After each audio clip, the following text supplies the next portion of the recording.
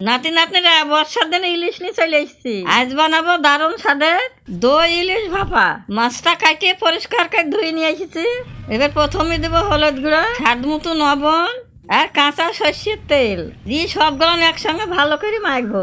ভালোভাবে মাখতে হবে যাতে লবণ হলুদ তেলটাও যেন মাছের সঙ্গে ভালো করে মিশে যায়। মাখানো হয়ে গেছে, 15 মিনিট মতন ঢাকা দেবো। এবার বাটার জন্য শিল্পটাও নিয়ে চলে এসেছি। তুমি সাদা সর্ষে, অল্প কালো সর্ষে, পোস্ত, কাঁচা লঙ্কা দিয়ে সব একসঙ্গে মিহি করে বেটে নেব।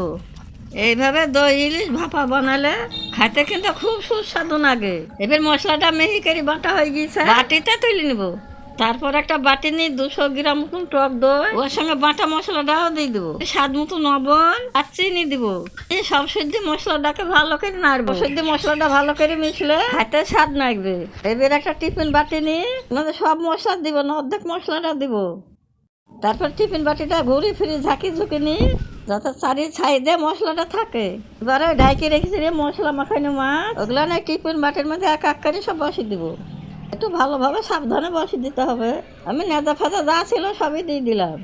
তারপর লবণ হলুদ তেল মাখাইনে যেটুকু ছিল ওর মধ্যে দিয়ে দিলাম। বা যে অর্ধেক মশলাটা ছিল সেটাও দিয়ে দিলাম। তারপর কিছুটা চিরা লঙ্কা উপর দিয়ে ছিটি দিয়ে আর অল্প কাঁচা সর্ষের তেল ছড়িয়ে দিব। এবার ভালো করে বাটিটা ঝাঁকি ঝুঁকি নিব যাতে সবগুলো একসঙ্গে ভালো করে মিশে যায়। তারপরে ঢাকাটা দিয়ে দিব। এবার কড়াইতে বেশ খানিকটা জল দিয়ে ওর মধ্যে টেন্ডাও দিয়ে দিব। তারপরে বাটি দিয়ে ভালো করে বসে দিয়ে একটা গামলায় নিয়ে ঢাকা দেবো।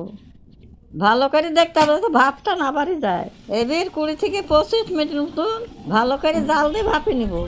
তারপরে একটু ঠান্ডা হলে ঢাকাটা তুলে নিয়ে ওই টিফিন বাটিটাও তুলে নিব। আবারও 10 মিনিট মতন ঠান্ডা করতে দিই। ঢাকাটা খুলে দেখি কেমন হয়েছে। দেখতেও যেমন হয়েছে, খাইতেও খুব ভালো হবে।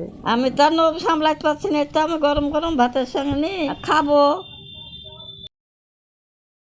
সত্যি খুব অসাধারণ স্বাদ ছিল। সবাই ভালো থাকো, পরের ভিডিওতে আসছি, টাটা।